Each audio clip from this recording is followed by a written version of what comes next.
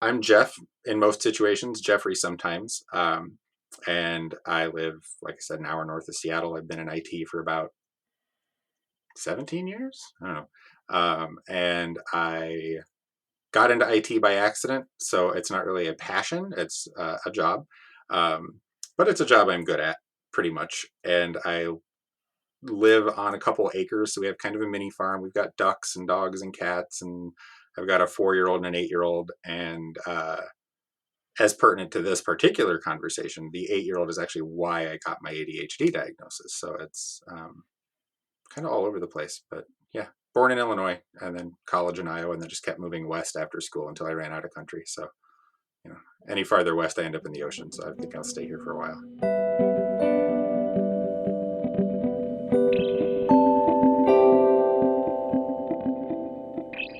Jeff, I am so grateful that you joined us for Refocused together and to kind of pull the curtain back for the listeners.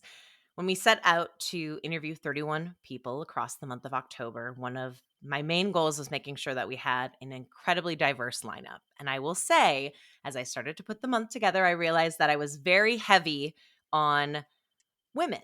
I had a lot of women who wanted to share their stories, and that was fantastic. But I needed to balance the weight, and I set off to find more men who'd be willing to share their own ADHD stories. And that took me to Twitter, which is where I spend probably most of my time on social media. And I don't even remember what I searched, but I found this thread that ended up being a bunch of men talking about their own ADHD diagnosis.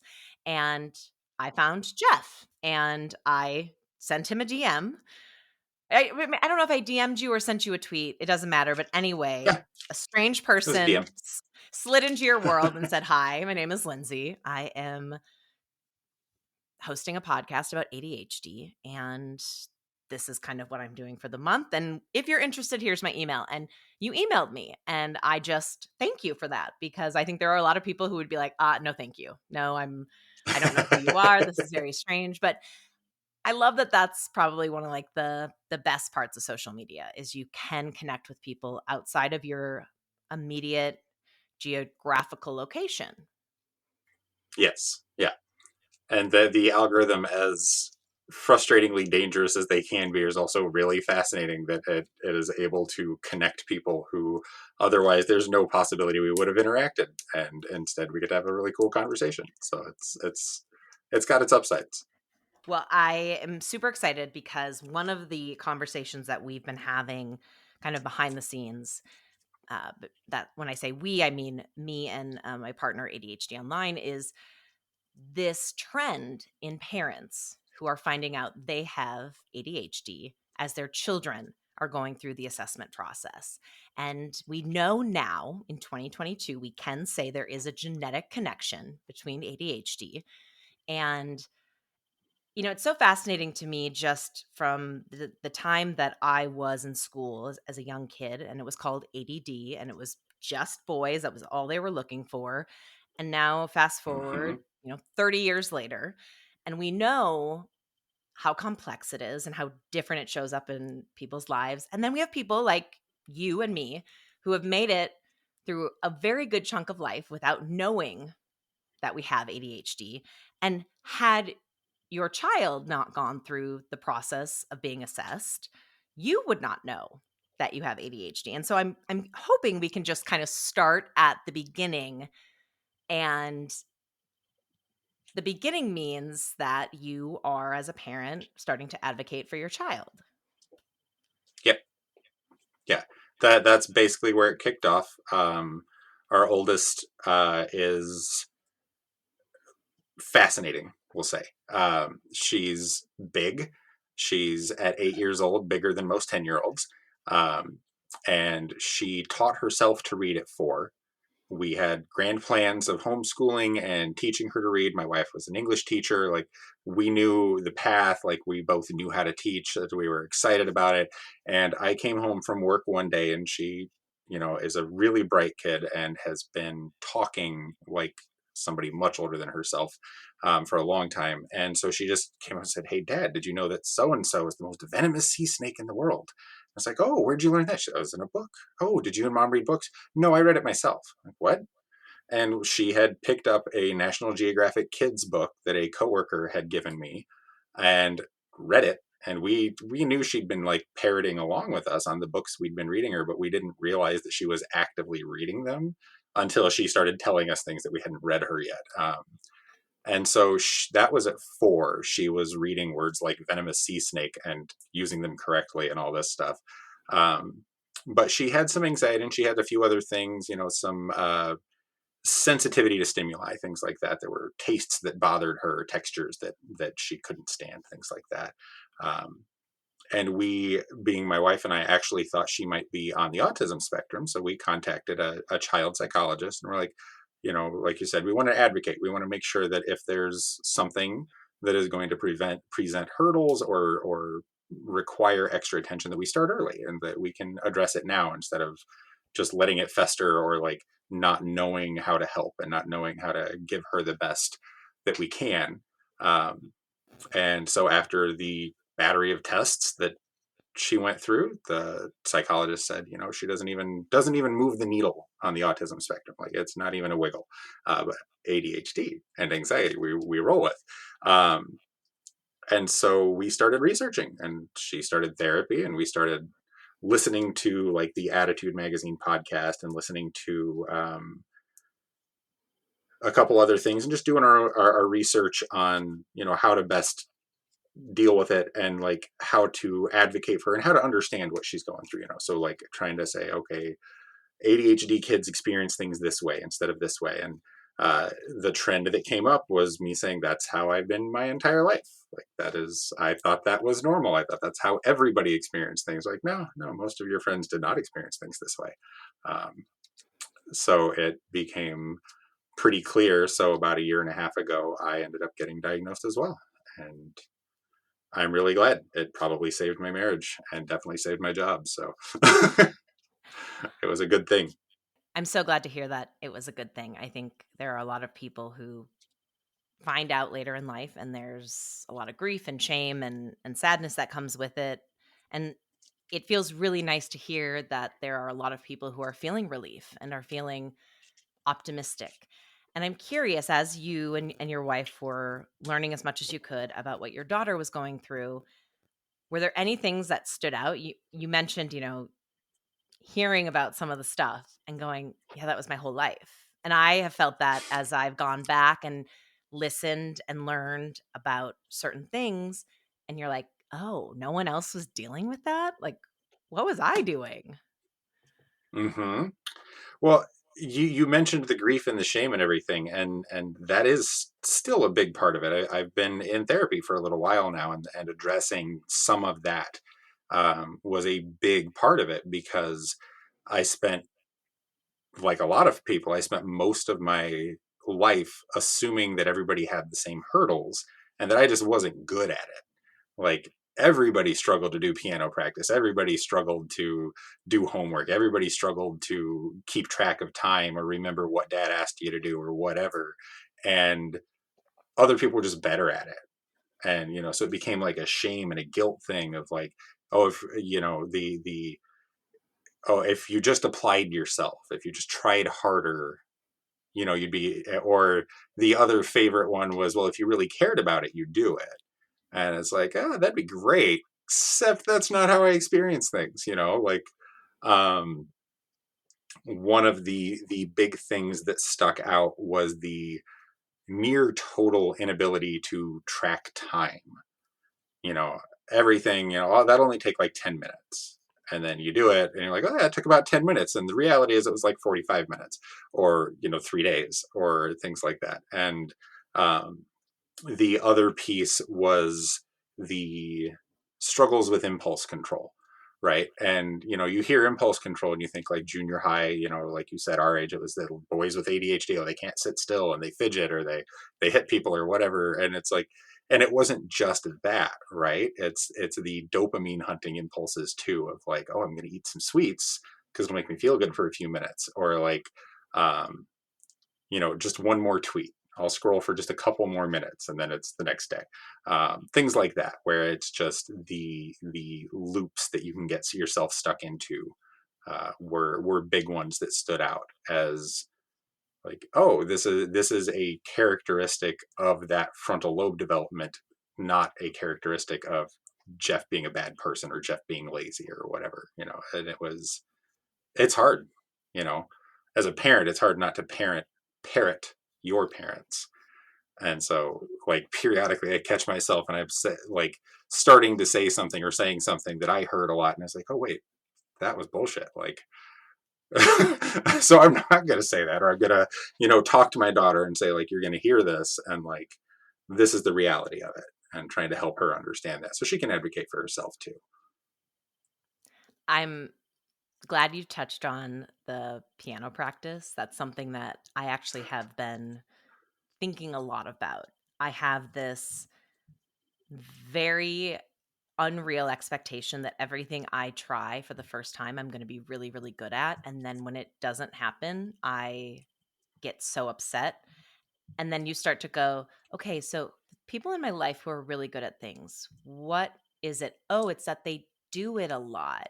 And then you start to identify, like, okay, so the things that I do in life a lot, I've started to get better at, but it's almost like we don't know how to process growth. And Yeah, it's just, it's a really interesting thing to look back and think of, like, all of the things that I really was interested in, but I went into them with, like, just unreal expectations. yeah, yeah. And I see that exact behavior in my daughter. Like, it's that's been another really fascinating thing in the learning part, is how, and you touched on this earlier, but how the differences in how ADHD presents in men versus women, right? And how um, there are going to be aspects of it that look very familiar and aspects that don't. And that was one of them, is that for me, if something was hard, I was like, well, that's not very interesting. And I would find a reason to say, like, I guess it's not that interesting. I'm not going to worry about it, right? And my daughter's response is to get like viscerally angry, like, I should be good at this.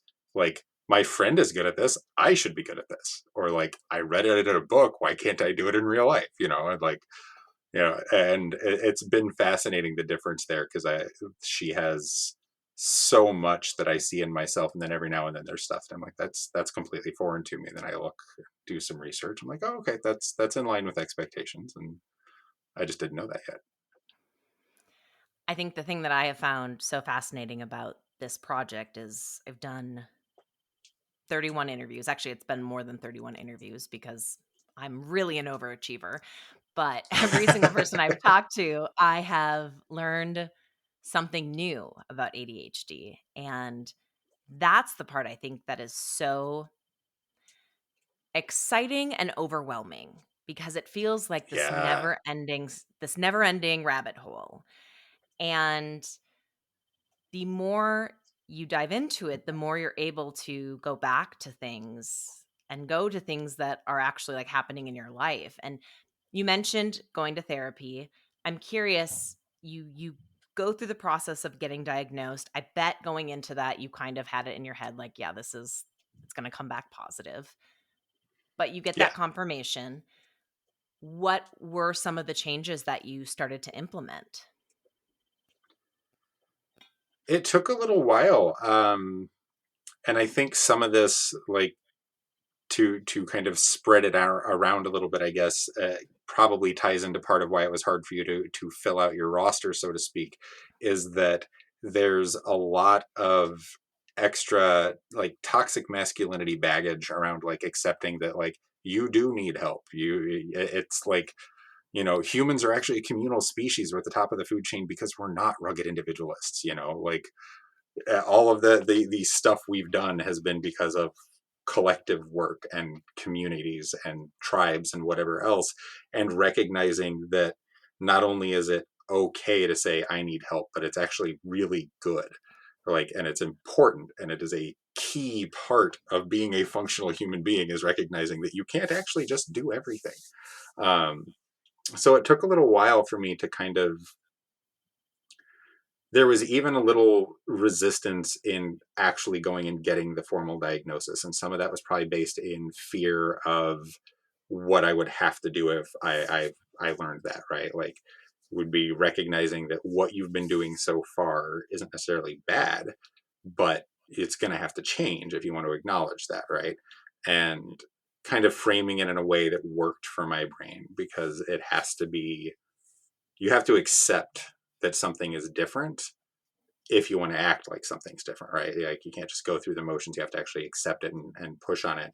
And so I went, some of the stuff that changed pretty rapidly um, was recognizing my own actions and my own behaviors, and kind of doing that little bit of introspection, like listening to the podcast and listening to the books on tape and or Audible, whatever, um, and saying, oh, that is a trait of the ADHD, or that is an expected outcome of the ADHD, and drawing that difference between explanation and excuse has been a hard one, right? But like saying, okay, so as an ADHD person, I'm going to forget my friends' birthdays, and I'm going to forget to contact my friends if I don't see them in person on a regular basis, and I'm going to bluntly, I'm not going to be a very good friend.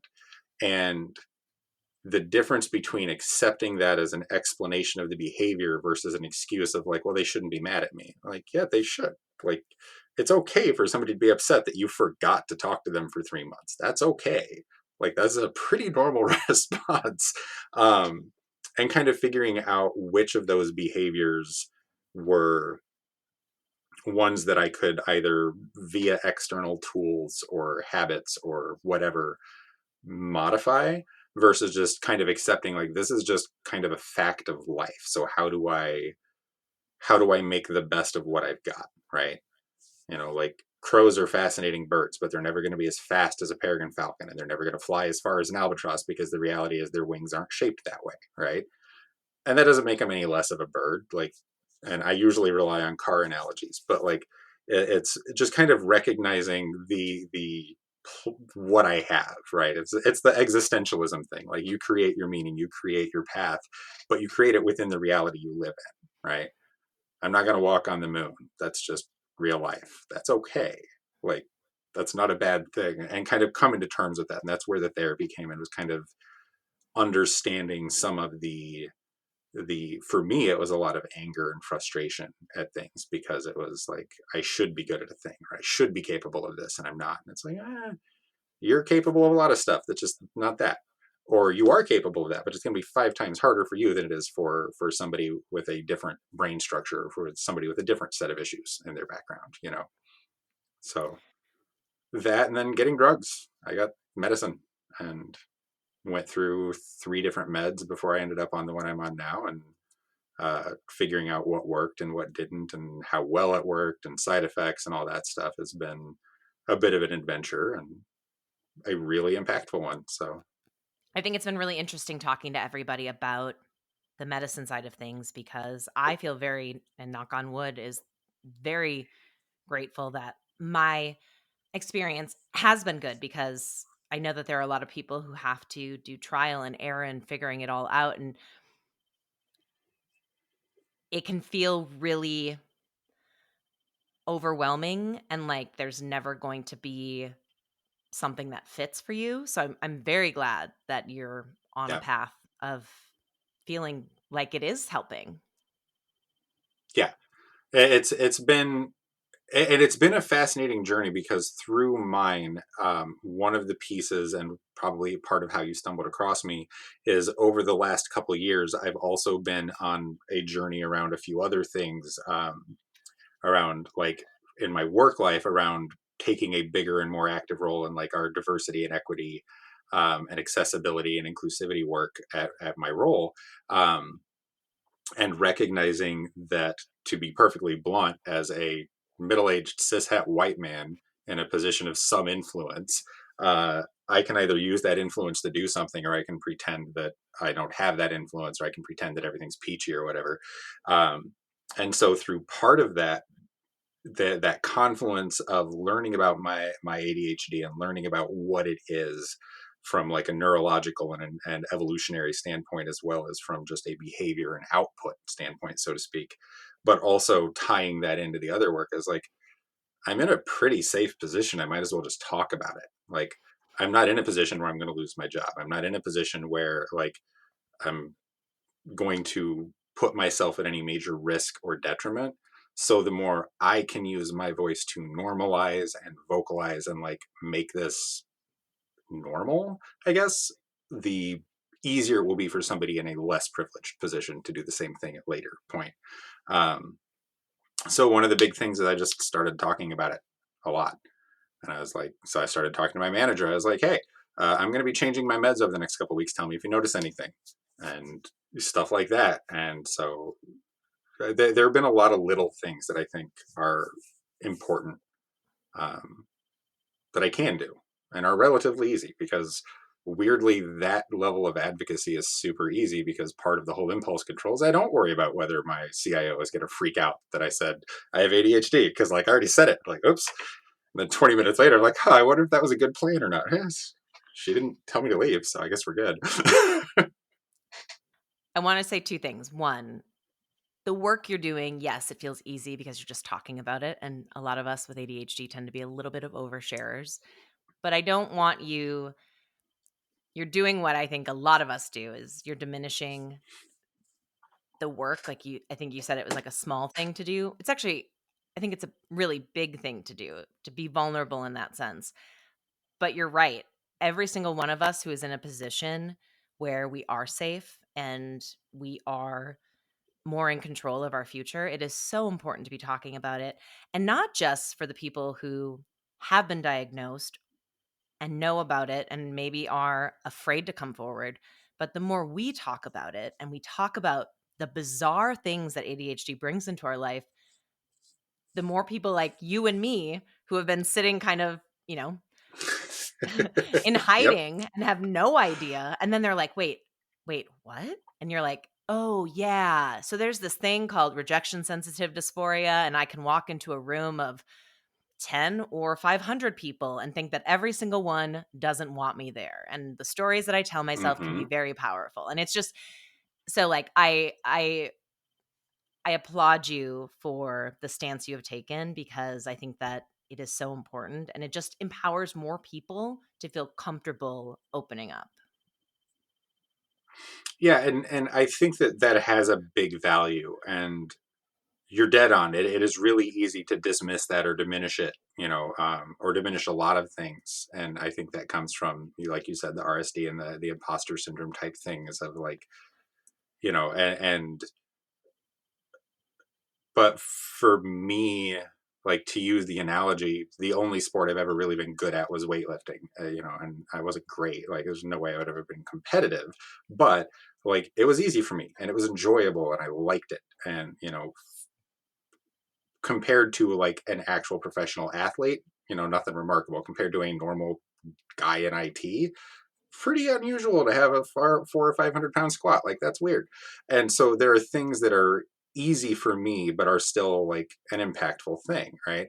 And that's one of those things where it's not that level of advocacy, or that type of advocacy has become really easy to the point of being the reflex and the default for me. And the impact, the risk to me is pretty minimal, but the impact to my environment and the people around me, I'm starting to recognize it. And it's, bluntly, it feels good. Like it's nice to know that I'm making a difference. And, since I'm not somebody who's in a job where it's my passion, it's like I've got a friend who's a writer and she wrote a couple books and she writes for New York Times, I think. I don't remember. She writes for a couple of bigger name things, and I've known her since she was 10. And she's all, I want to be a writer. I want to be a writer. I'm going to make my living writing. I love words. I love the power they have. I love the art of it. I love all of this, and I just care deeply. And I'm so proud of Monica. She's like just the coolest, and she's so good at what she does. And I'm like, I'm pretty good at what I do. I just, it's like football. I enjoy it. I just don't care. Like I'm not deeply invested. Like I'll watch the Seahawks get their butts kicked and I'm fine with it. It doesn't bother me. I still got to watch some football, so it's fine. Um, And that's kind of how I am about my career, where it's a means to an end and I like it. And if I knew what I know now 20 years ago, I'd probably be building houses or something. Don't think I would have gotten into IT, but I'm here and I like it. I just, so it doesn't have that other risk of like intruding on my art or like my self definition. So it's might as well use it, right? And I imagine too, being more vocal about it and being more upfront about it, there are times your daughter then hears you, and that's Mhm. really powerful. That's the hope, yeah, yeah. And we've seen it in action once or twice because she will at a party or something she'll get kind of uneasy, like if she's with a new friends or something, she'll get a little uneasy or something, or she'll go off on a tangent and she'll just very nonchalantly explain to them what anxiety is or what ADHD is or whatever, like to total strangers. She's like, yeah, I have anxiety. So it means, sometimes I worry about things that I probably don't need to, but I can't really turn it off. So this is just how I cope with it. Or I have ADHD. So I've already lost track of this conversation, but I'm thinking about foxes right now. So let's talk about those. And all right, kiddo, like roll with it. See what you got. I love that, and I love the words you said. You said that's the hope, and like that to me is really powerful because I think once you become an adult and you can look back at your childhood and our parents do the best they can, and I think it is hard, like I feel very bad when I talk about my childhood in a way that's negative because I do have a great relationship with my mom. My dad has since passed away, but it feels bad to go back because it feels like you're putting a spotlight on all of the things they did wrong, which is not the case. They Yeah. did the best they could, but we can get better and we can grow Yeah. and we can learn. And we know that certain parenting, the 80s, the 90s, that's all I can relate to, weren't maybe some of the best practices to have. Mm-hmm. Absolutely. Yeah. And 100% agreed. Like I don't even have much to add to that because that is exactly where I'm at. Where it can be difficult to have the conversation with my parents for exactly those reasons, right? As Yeah. to like, I'm not angry at you. Like you did the best you could. We can do better. And I'm lucky that my parents face on it is, good. That's the point. We wanted you to be better than us, and we hope that your kids are better than you. And like that's the idea. Like if you can be better than me, then I did good. Like I that is parenting, and it's. I think that one of the pieces that has been really helpful to me was understanding, like you said, when we were young, because it sounds like we're pretty close to the same age. Um, when we were young, it was ADD, and then it got redefined as ADHD, and it was, boys who couldn't sit still or would hit people in class or throw a pencil or whatever. That was ADD, and that was what I understood it, which I think was part of my resistance in getting diagnosed. Right? Was I was like, I don't hit people. Like I don't sit at my desk and like be incapable of sitting still. He says as he plays with fidget toys nonstop. Um, but it was like, well, that's not me. And like, I did pretty well at school. The what is in the ADHD world now a trope of like, but you're smart and you're relatively successful and like you're doing okay. You can't have ADHD. And it's like, fooled you. Um, welcome to masking. Like and so recognizing that not only is ADHD a relatively new thing from our point of understanding, but that even from an evolutionary standpoint, the part that's affected neurologically, our frontal lobe, is evolutionarily an extremely new structure. Like big chunks of our brain haven't had to evolve for 500,000 years, like since well before we were defined as humans. And the frontal lobe is like basically a shiny new toy that nature figured out. And it's still trying to figure out how the Lego pieces go together. So it's like trying to recognize that it's not just a new diagnosis that we're still figuring out, but it's actually a diagnosis about something that's not even done being thoroughly defined in the big picture, right? I'm just trying to wrap my head around like what that means. I'm like, okay, well, I'm just nature's experimental lab then. That's fine. Whatever.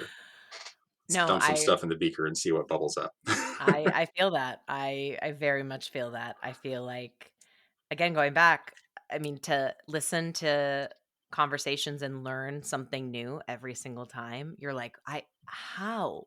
How is it that complicated? And that's the part that I think is so interesting is these outdated stereotypes of what it is and how it affects people. And you're right. Like, if I can do anything with this project, it is disconnecting intelligence and success from ADHD, because I think that is just so dangerous and so harmful, and really says more about us as a society that that's the path we took with ADD, which was, when we were kids.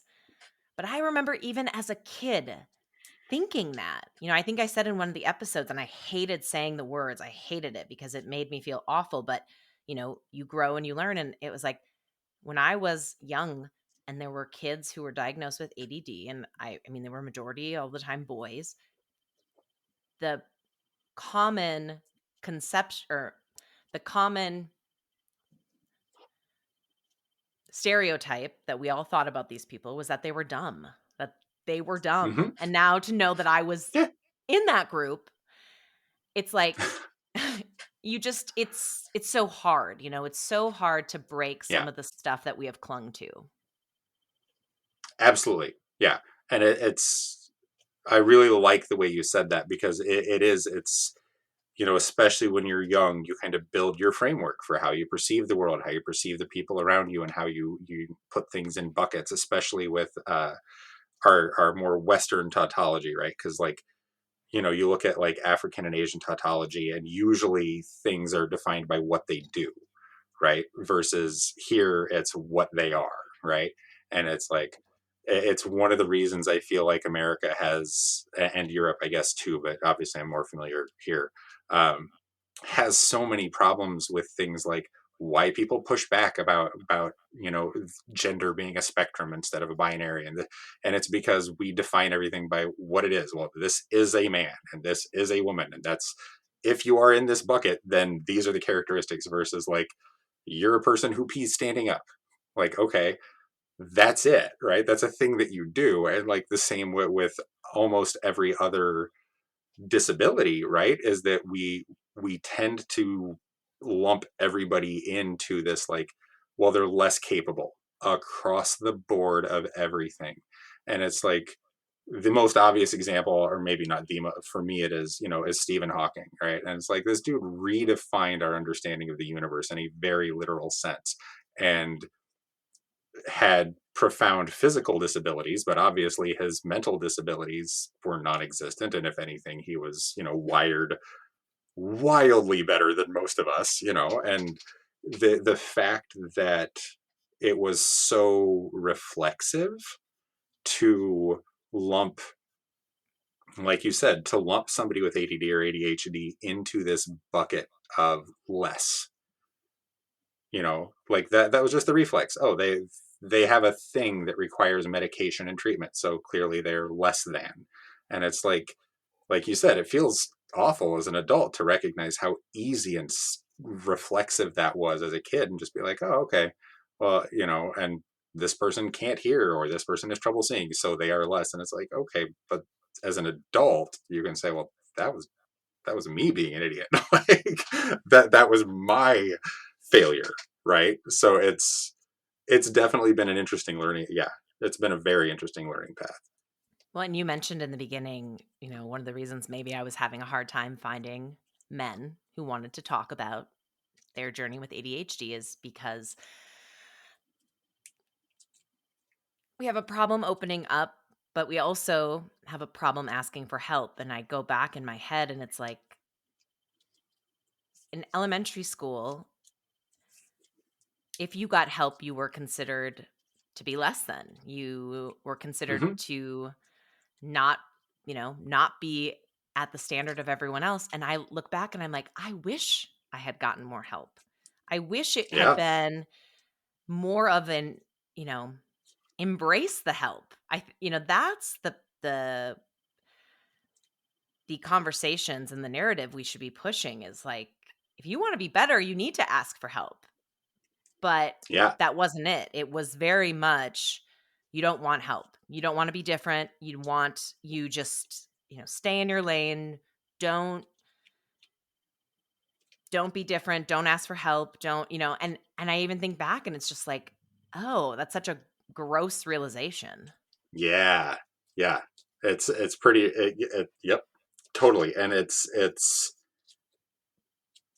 really hard because we all had a different version of it, but once you boil it down, it's all kind of the same. It's exactly what you said of like fit in, don't stick out, and like you should be able to do all of these things without needing help. And if you ask for help, it's admitting failure and weakness and blah blah blah. And it's like, there's I don't even know what it's from because I think I'm just a little too old for it, but there's a meme of something from I think it's an anime or something, but it's the first step towards being sucking at something is the first step towards being sort of good at something, and like trying to trying to accept that like has been really freeing, but also really hard, right? Because it is most of my life of being programmed. They're like, oh, you're a big strong man, go do big strong man stuff, and I'm like, no, no, I'm going to let people who are good at this either teach me or just let them do it. Like I don't have to be good at everything. I'm going to try to get myself comfortable with saying, that's a, and we try to demonstrate it at the house here, where it's like, there are things that my wife excels at that I definitely don't. And so there are times when I'm just like, well, that's more of a mom question. I'll give it my best shot, but you're going to get way better information from your mom, or you're going to get way better information from your grandma. Like, the kid says something about her shirt, and I'm like, I don't know, cloth is weird, but grandma has a degree in textiles, so ask grandma because she knows all about this stuff, and she knows about it because she spent a lot of time learning it, and kind of accepting. I mean, we touched on it earlier, right? Accepting that you're not going to be good at everything, and that's actually normal, not just okay, but like that's expected. If you're good at everything, that's weird. That's the weird thing. Yes. Yes. I want to ask, because at the beginning I asked about your diagnosis and how it was, the whole experience. And you mentioned that you said it pretty much saved my marriage and my job. And I'm wondering if you could touch on some of, the things that you can see now that were holding you back prior to getting your diagnosis. um, I think the biggest for both, it kind of boils down to a similar thing of when I encountered something that was difficult for me, but not necessarily for other people, it was easy to assume that it was because I wasn't trying hard enough or because I was less capable or something like that, instead of looking at the kind of the mechanism by which those things happen, right? So like habits are hard for us with ADHD because our dopamine cycle's all messed up. So like you can do something every day for 3 months, just like they say, and then you forget for 2 days and your body's like, I've never done that before. Nope. I've never seen the exercise bike. What do you mean we used to be? No, that's not a habit. Sorry. Um, and the difficulty with attention in certain situations, especially in my role at work and in my role as a husband and father, um, encountering those. And when it became a problem, I would become defensive, right? Because like that's the default, right?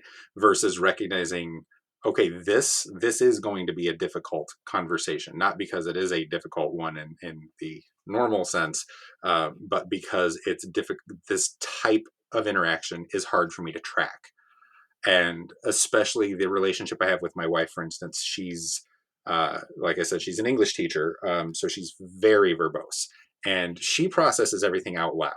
So we sometimes do have issues where the ADHD trope of I went from A to B to C to D to E to F to G, but 80% of that was inside my brain. So you heard A and then a little whisper of F, and then I'm on L and I'm talking about it like you could keep up, right?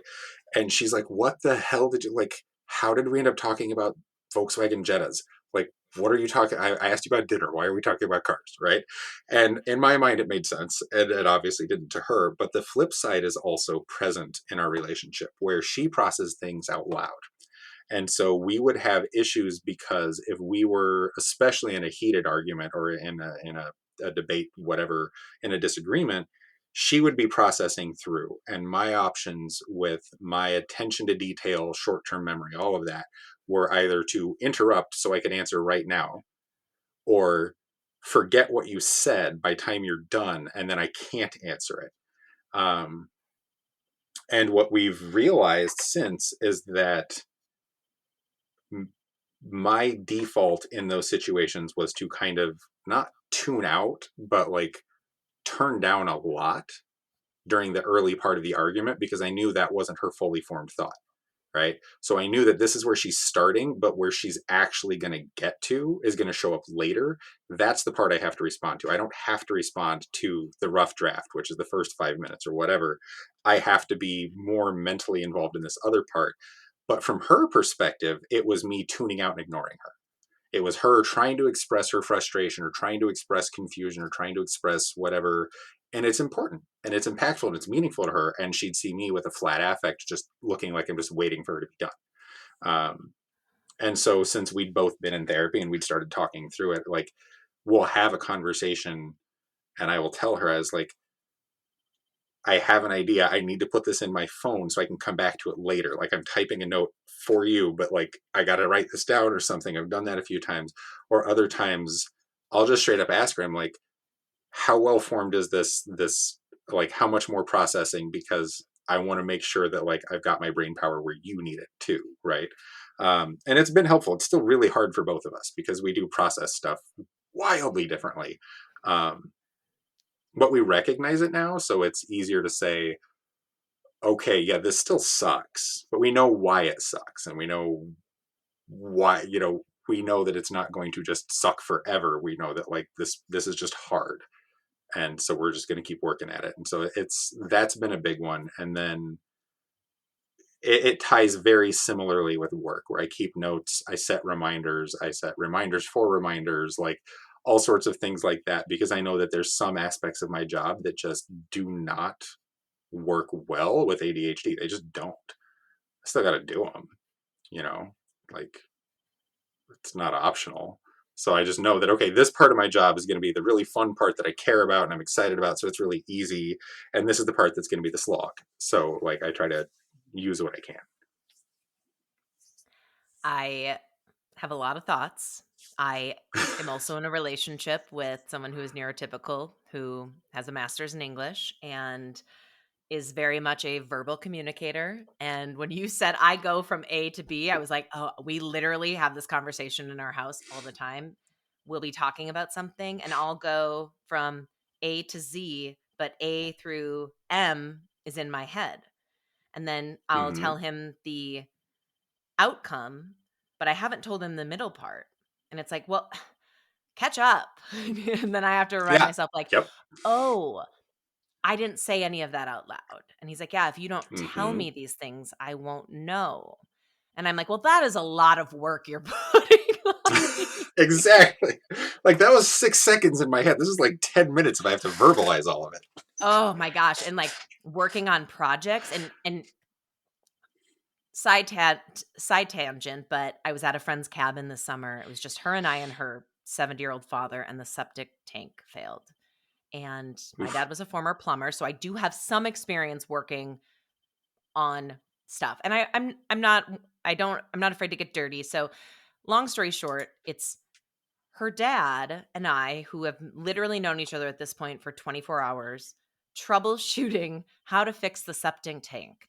And I found myself realizing I was so patient with him because I didn't know him and I needed him to like me because he's my friend's dad. And I was like, I don't even show this much like patience and kindness to like the actual people I spend time with in life. But it was such a great reminder that everyone communicates and works differently. And I had to say to him, this is why I'm thinking we do it this way. Whereas normally I would just in my head get frustrated that my partner wasn't just catching on, you know? And so then Yep. long story short, I'm underneath this cabin in a crawl space that's probably like 2.5 feet tall. It was, having these like great realizations. It was a very disgusting place to be having these realizations, but, Mm-hmm. you know, growth happens in very weird times. Oh yeah. Well, and what you just said was really fascinating. Like as a parent of a kid with ADHD, um, that is one of the things that her therapist and my therapist and I have talked about a fair bit is the piece that you said about I don't even treat my partner this well, right? Like I don't treat my immediate coworkers this well sometimes. Like that recognition. And as a parent, what we see is she goes and plays at a friend's house or whatever. And she's all manners and she's kind and she's patient. She's all these things. And then she gets home and her brother says one thing and she's like yelling in his face and like all this horrible or screaming at us and like picking a fight and everything. And trying to recognize that what we see is likely an indication that she feels safe here because she doesn't have to mask. She doesn't feel like she has to protect us from her, right? She doesn't feel like she has to shield us from what she is and who she is. Um, and it's really hard to remind myself that, like, as she's doing something that makes me want to just tear my hair out, that it's actually a good sign. And I'm just like, I don't like it though. It might be a good thing, but I hate it. Like, Yes, yes. And the unfortunate thing, I'm the youngest of four girls, and I can tell you it's just going to get worse. She's just going to get way oh more yeah. comfortable with you. I want Well, to wrap. and I mean, No, please go ahead. Oh yeah, go ahead. No, no, no, no. I was You just saying go. she hasn't. Okay, she hasn't hit puberty yet, and like that rewires giant chunks of the brain. So like one of the things our therapist has kept telling us over and over, she's like, don't get too comfortable, because in a couple years, like there's a tiny possibility that her ADHD may diminish wildly. It may all but evaporate. And it may not. And it may just completely change to a completely different type or expression or whatever. Like, yeah, so don't get comfortable because ADHD at 8 is not ADHD at 13, which is also, your frontal lobe grows until your mid 20s. Like, it's going to change for the next 15 years. I'm like, oh, cool. That's exhausting already. Great.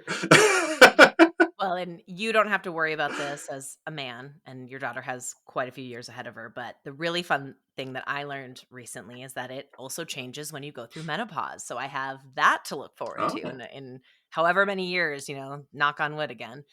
Yeah. I had not thought about that, but that totally makes sense. Yeah. Major Yeah. hormonal shift, change in brain wiring. Yeah. Okay. Yep. Cool. Yeah. Just Great. just another roller coaster to add to life. Why not? Right. Yeah. I want to ask you where you see yourself thriving. You're new into this journey. And I will say, one of the things that I think is so awesome is how much of an advocate you have become, not only for yourself and for your daughter, but for the community around you. I think that is just really, really cool to see. Thank you. You have made this your hyper focus. Right. The thriving. I don't. It's honestly lately I haven't really felt like I'm thriving very well in a lot of places. Right. Like, um, it's been a weird few years. Right. Like in the last what now 3 years ish. I'm not Yeah, 3 years.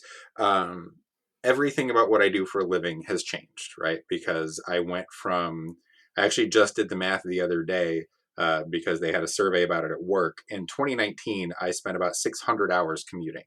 And in 2021, I spent about 30 hours commuting. And I was like, boom, 570 hours of like with my kids. And I got young kids, right? Like they change fast. It's not like, so and this job was supposed to be a ton of travel and I did one trip and then they shut down travel completely, right? Like, so everything about my job has changed. And then on top of that, parenting kids through the pandemic, um, and as people who take it far more seriously than some, has been complicated, right? And like finding that balancing act between let's protect the kids from a an immune evading degenerative disease and protect them from like social dysfunction because they have no friends. Like, oh, let's play a balancing act where there is no good outcome, right? Like, there just isn't one. So like there's less bad, but there's no good. And then, um, going through my diagnosis with this and like trying to keep up with all of the crap around the mini farm type thing and like um, all of this, I think that saying defining that I where I might be thriving has actually been really hard, but where I see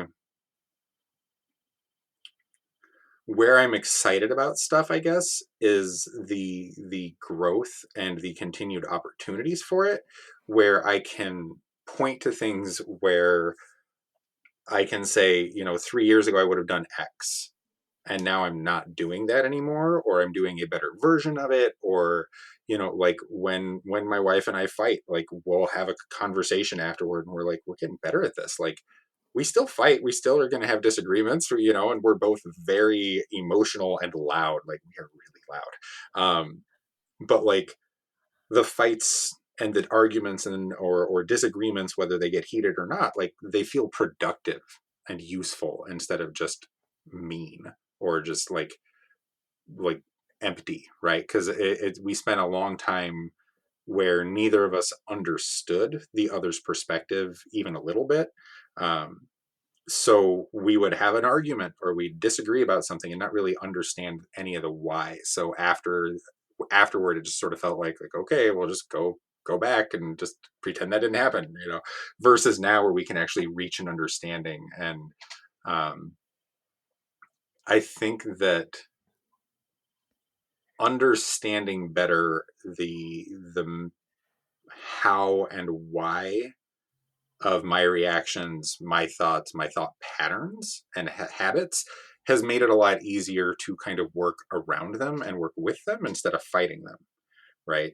Because I feel like a lot of my life was defined by fighting something that I didn't understand because I didn't know that I had ADHD. I didn't understand why X, Y, or Z was difficult. Um, and now that I do, it's like I said, I usually rely on car analogies and I've avoided them so far, but we're going to throw one in there. And it's like recognizing that having a I've had a lot of cars, right? Like I had a 93 Supra Turbo and I have a 22-year-old Ram pickup and I've got a Leaf and my wife has the electric Mustang. And like we've had all these cars and her favorite thing in the world is her beat to shit 98 Jeep Cherokee with a stick. Like all across the board, and recognizing that like for anything we're doing, one of those is probably the right option and one of them is probably an absolutely terrible option. And recognizing that that doesn't make it a bad vehicle, right? It doesn't matter how great or how terrible your truck is if you want to do a long distance road trip with the family. Trucks aren't for that. They suck at it, right? Like that's fine. And conversely, my Leaf is perfect for what I bought it for. Short little commute, like it's fine. I got it cheap because the battery wasn't great. It can only do about 60 miles before it has to charge. So, road trip sucks in that one too for different reasons. And like recognizing that in any given situation, it's less of a failure of me as it is like a mechanistic difference, right? This is something where I will excel. This is something where I can do well, but it will be difficult. And this is something that I'm just not going to be able to do well, or I'm not going to be able to do easily, right? And being able to acknowledge that, like we've talked about a little bit, is hard, especially as a man in America, but it's also incredibly necessary. And it's actually ends up being really freeing to just look at something and be like, I can do that, but it's not going to be pretty, right? I have terrible handwriting. I will write notes. I will write all day if you want me to, but you have to acknowledge that what you are getting is wretched handwriting. And even I struggle to read it. So good luck to you, right? And just being able to be honest about that, both at work and in relationships, where I can tell my wife or tell my kids or tell my boss that, like, yeah, I can do that. It's not going to be great. I'd be better at it if we did it this way, or like with this accommodation, I can do it. And things like that. And it creates a feedback loop where it builds a level of trust, right? Because then if I say I can do this, it'll probably actually happen now. Or I can bluntly say, like, I'm going to struggle with this. I'm going to need your help. Or, my wife will be like, you haven't told the robot. The robot is what we refer to as Siri. or we refer to Siri as the robot, because my Apple Watch has become like the biggest disability aid I've ever imagined for ADHD. Because anything I need to remember, yeah, I just yell at the robot and the robot remembers for me, and then I don't have to. And it's still not perfect, but it's good. But being able to be honest about that, I guess, is the closest thing I can say to thriving, is recognizing that I'm starting to understand the why, and that makes the how a hell of a lot easier, right? So I can, explain to my daughter, I'm like, just a minute. And she's like, is this an actual minute or is this an ADHD minute? And I was like, thank you. I will set a timer on my watch, And she stole the line from me, but we use it on each other a lot. And, she's like, I didn't see you set a timer. Are you actually going to be back in 3 minutes? I'm like, yes, I'll be back in 3 minutes, and then set a timer. And yeah, so that was a very long winded response. It was a great response. I have to tell you that, I mean, I get the gist of some of the car analogies, but that was there are people listening who have understood every single one of them, and I am very happy for them. And again, that is something that I just will never understand, and I'm okay with it. That's all good. Yep. Jeff, this was such a great conversation. I am so grateful for your honesty and your openness and your candor. And thank you for sharing your story, but for sharing like a glimpse into your family, because it is your story, but it obviously is so much more than that with your family and your children. And I'm truly appreciative of it. Thank you. It was a lot of fun. Thanks for the invite. Thanks for everything.